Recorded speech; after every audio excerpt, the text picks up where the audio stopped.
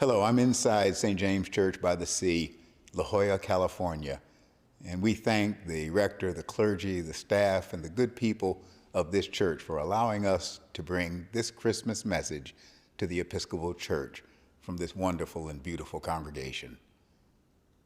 There's a Christmas carol, not that well known here in the States, maybe better known in Great Britain, that says quite simply, love came down at Christmas.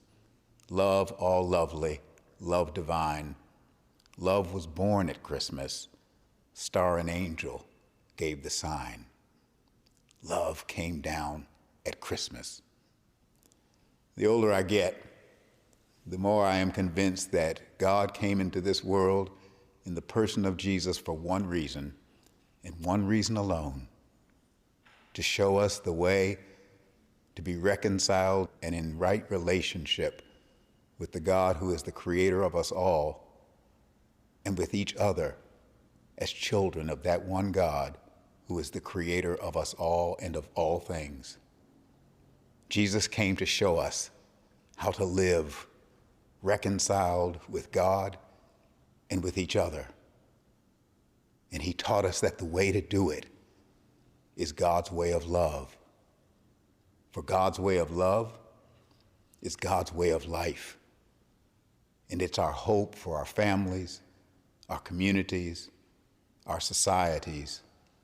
Indeed, it is our hope for the whole world. For God so loved the world that he gave his only Son. And love came down at Christmas. Now look, I'm 69 years old. I've been around the block a little bit. And I know that sounds nice. Sounds like the kind of thing we say in church. It sounds nice, but naive. Idealistic, but unrealistic. And yet, consider the alternative. Need I just simply say the names? Uvalde, Festiva Hills, Tree of Life Synagogue, Club Q, Colorado Springs, Ukraine. No, God's way of love is not naive. It is not unrealistic. It's the way. It's the way to life for us all. Dr. King once said, darkness cannot cast out darkness. Only light can do that. And hatred cannot cast out hatred. Only love can do that. Love came down at Christmas. And as some of us are beginning to say in this Episcopal church of ours, love always.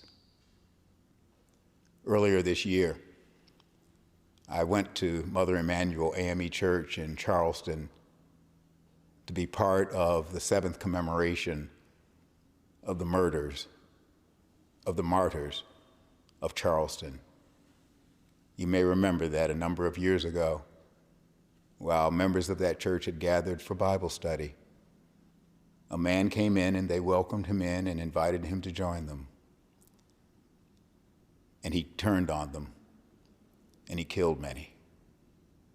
It was the 7th commemoration to both honor and remember those who had died, to give God thanks for those who helped, first responders, medical persons. But it was also something else.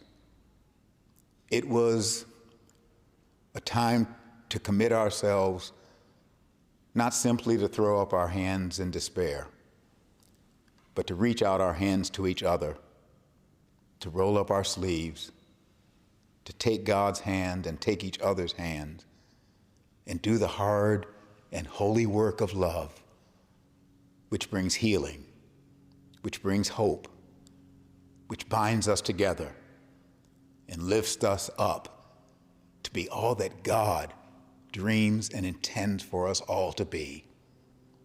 Love came down at Christmas. Love always, because love is the way. It is the way that Jesus taught us based on the ancient teachings of Moses. You shall love the Lord your God with all your heart, all your soul, all your mind, and all your strength. This is the first and great commandment, and the second is like unto it. You shall love your neighbor as yourself. For on these two depend all the law, all the prophets, everything that God intends, because God is love. Love came down at Christmas. And so let this Christmas be a moment of rededication to the work of love in the world. As Howard Thurman wrote long ago, when the song of the angels is stilled, when the star in the sky is gone, when the kings and princes are at home, when the shepherds are back with their flocks, then the work of Christmas begins. To find the lost, to heal the broken, to feed the hungry, to release the prisoner, to rebuild the nations, to bring peace among others, to make music in the heart.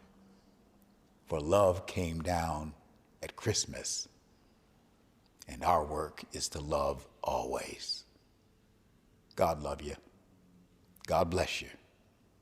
And may God hold us all in those almighty hands of love.